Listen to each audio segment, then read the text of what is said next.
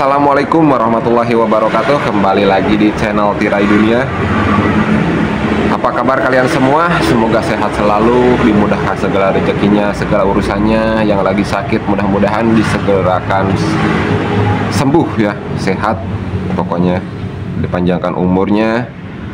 Ada beberapa video kali ini ya, biasa dari media sosial yang lain.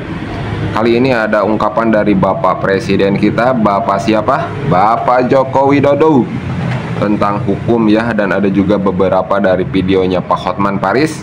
Dan ada juga dari Bapak Aing, Bapak Deddy Mulyadi. Bagaimana videonya? Mari kita simak. Oh, sebelum nyimak videonya, kita lanjut aja. Jangan lupa tekan subscribe, like, komen ke channel ini. Karena channel ini masih pemula, masih kecil ya, masih belum ada apa-apa ya.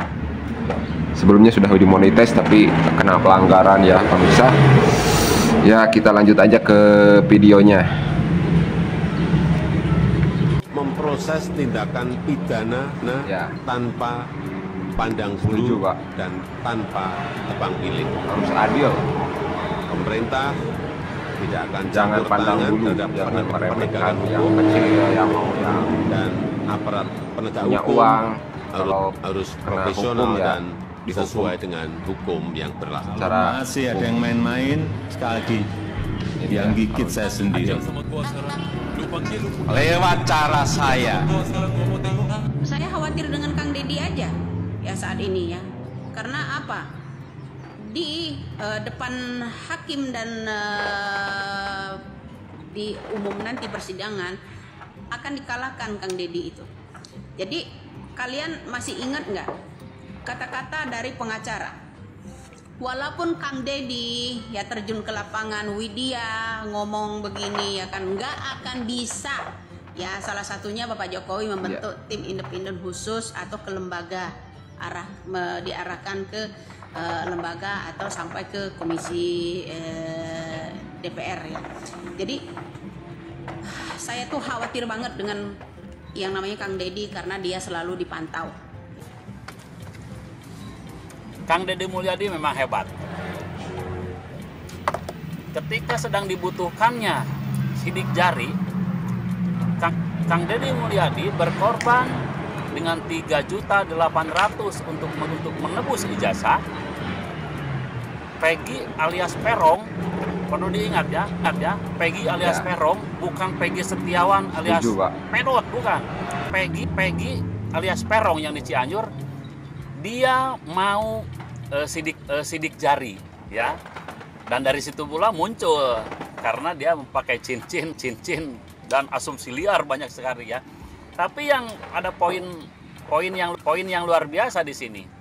Susah payahnya mencari sidik jari, maka dengan mudahnya Kang Deddy dengan berkorban menebus ijazah 3.800.000 menjadi gampang. Dan akhirnya pun begini, di video yang lama dia mengatakan bahwa dia tidak punya tato. Di video yang baru setelah ditebus ijazahnya ya, dia membuka baju yang sebelah kanannya itu ada tato. Yang sebelah kirinya ini bukan apa-apa, sambil langsung ditutup lagi. Ya, jadi begitulah kehebatan Kang Deddy Mulyadi. Semoga beliau sehat, penontonnya juga sehat ya. Netizen juga semakin cerdas. Mari kita makan lagi. Makannya pinggir sawah. Oke, kita sekarang lanjut aja ke videonya Pak Deddy Mulyadi yang menebus ijazahnya Peggy Setiawan Cirebon ya, agar tidak penasaran para netizen. Oke, kita lanjut aja ke videonya. Berarti ijazahnya tidak diambil sejak tahun 2016 bulan Mei. Peristiwanya adalah bulan Agustus tanggal 27 Agustus 2016. Nanti orang itu akan dihubung-hubungkan. Ini jangan lalawara. Iya kan? Nah, sudah. Nih Peggy, apakah Peggy di sekolahnya kategori baik? Ya baik, ya kadang baik masuk kelas, kadang baik di warung. Kita masuk kelas. Nah, anaknya budak bangor. Ya kan? Kamu sering bolos dulu. Kenapa sering bolos? Peggy Setiawan, Cianjur, 19 September 1997. Lulus selama 6 tahun, ijazahnya tidak diambil. Bang Hotman, kalau kemunculan Peggy Cianjur, Bang Hotman, gimana tanggapannya kemunculan Peggy Cianjur yang klarifikasi itu, Bang? Saya tidak mau komentar apapun, saya hanya berdasarkan BAP. BAP menyatakan 5 terpidana mengatakan bukan Peggy pelakunya, hanya 1 yang mengatakan. Maka sebaiknya kejaksaan memerintahkan agar semua terpidana di BAP ulang oleh penyidik, tapi harus didampingi oleh tim pengacara dan juga LPSK agar para terpidana ini tidak merasa diintimidasi, agar yakin diri, ya. Jadi saya nggak begitu yakin isi BAP yang dibuat tahun 2024 karena bertentangan dengan BAP tahun 2016. Bang, gimana Bang tanggapannya soal Presiden Jokowi tidak menggubris pendapat Abang tentang tanya aja beliau, ya. Kecewa juga nggak sih Bang? Tanya aja beliau. Siapa yang nggak kecewa? Kecewa lah, ya. Ini kasus tidak bisa lagi dibongkar kalau hanya dengan jalur KUHAP, kalau hanya dengan jalur persidangan Peggy, tidak akan terbongkar. Satu-satunya harus dibentuk tim pencari fakta dari universitas kalau memang mau ditemukan pelaku sebenarnya.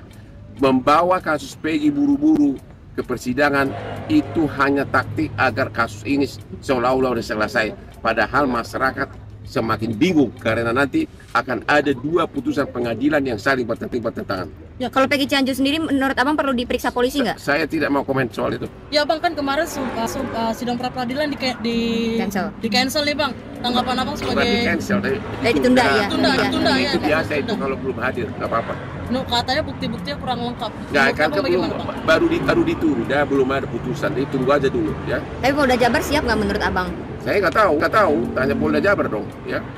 Katanya Pak. Sekali lagi membawa kasus Peggy ke persidangan tidak membuat kasus Peggy menjadi terang benderang, malah menjadi semakin semeraut-meraut. Karena kalau kasus Peggy dibawa ke persidangan, berarti akan ada 2 berkas BAP yang saling bertentangan, yaitu BAP tahun 2016 dan BAP tahun 2024. 2 BAP yang bertentangan, bakal ada 2 putusan pengadilan bertentangan, maka kasus ini akan semakin kacau balau, ya. Jadi saya mohon kepada kejaksaan agar jangan begitu saja menerima pelimpahan berkas perkara dari penyidik, minta di BAP ulang semua terpidana ini, minta diperiksa ulang saksi-saksi yang meragukan. Misalnya ada saksi mengatakan malam-malam bisa melihat 100 meter, ya, itu tidak masuk di akal, ya. Jadi mentargetkan Peggy agar segera divonis adalah strategi yang kurang tepat. Itu menciderai penegakan hukum. Bang, tadi kan Abang bilang 5 dari 7 terdakwa mengakui tidak mengenal Peggy yang tertangkap sekarang. 5 dari terpidana di dalam BAP 2024 menyatakan bukan Peggy pelakunya. Ya, anggap 1 mengatakan Peggy pelakunya, jadi 5 lawan 1. Bang, anggap Bang kalau memang benar salah tangkap, menurut Abang sebagai kuasa hukum atau pakar hukum melihatnya apa sih Bang yang terjadi kepada masyarakat? Justru karena tidak tahu saya apa yang terjadi, makanya harus dibentuk tim pencari fakta. Kalau misalnya benar salah tangkap, akankah masyarakat tidak percaya dengan kepolisian? Sekarang ini sudah rakyat sangat kecewa, ini jawaban saya, ya.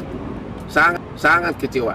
Makanya sangat diharapkan Pak Jokowi, walaupun ini menyangkut rakyat miskin, menyangkut para buruh bangunan, apa salahnya sih Pak Jokowi berani membentuk tim pencari fakta dari para profesor hukum pidana dari universitas. Kasus Vina tidak bisa lagi dibongkar. Misteri sebenarnya hanya dengan jalur pemeriksaan melalui KUHAP atau Pro Justisia, karena sepertinya yang difokuskan hanya Peggy. Kalau Peggy dinyatakan bersalah, maka BAP-nya bertentangan dengan BAP tahun 2016. Kalau Peggy dinyatakan tidak bersalah, sama juga berkas perkara saling bertentangan. Jadi akan ada 2 putusan pengadilan yang berkas perkaranya, yang BAP-nya satu sama lain bertentangan. Itulah namanya keadilan. Berkas Peggy kan dikembalikan oleh Kejari. Itu salah satunya Bang. Itu prosedur biasa, itu P19.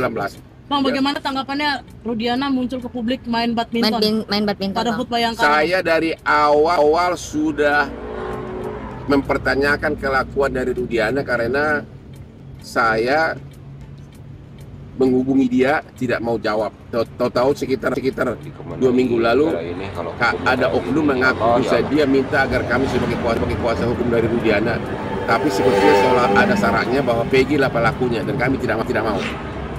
Ya, anehnya Propam sudah memeriksa, katanya tidak ada pelanggaran kode etik.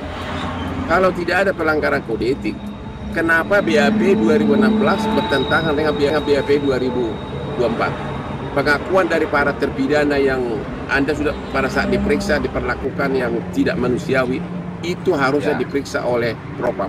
Tapi kayaknya Propam pun tidak cukup bentuk tim pencari fakta. Makasih. Katanya tersangka orang penting, Bang. Nggak tahu, no comment. Makasih, yuk. Sudah. Oke. Makasih Bang Hotman. Sudah, Pak. Banyak yang menyangka apa yang saya sajikan di channel YouTube itu sesuatu yang dibuat dalam sebuah perencanaan. Padahal yang saya sajikan dalam setiap hari aspek-aspek yang bersifat alamiah. Orang menyangka saya punya tim belajar, punya tim kreatif.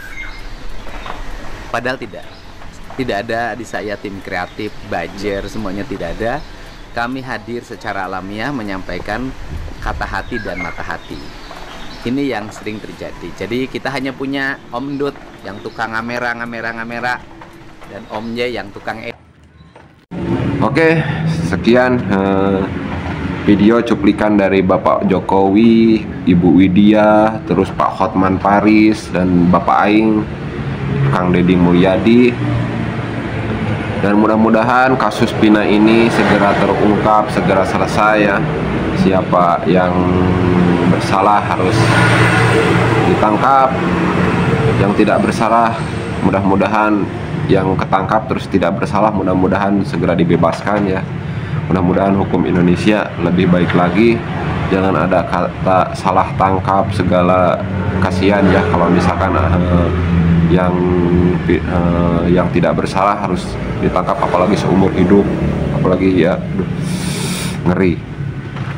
Oke, jangan lupa like, komen, dan subscribe ke channel ini agar video channel ini lebih berkembang lagi. Mohon maaf kalau ada salah-salah kata, maklum channel ini masih pemula, masih belajar. Jangan lupa dukungannya ya. Oke, sekian dan terima kasih. Assalamualaikum warahmatullahi wabarakatuh.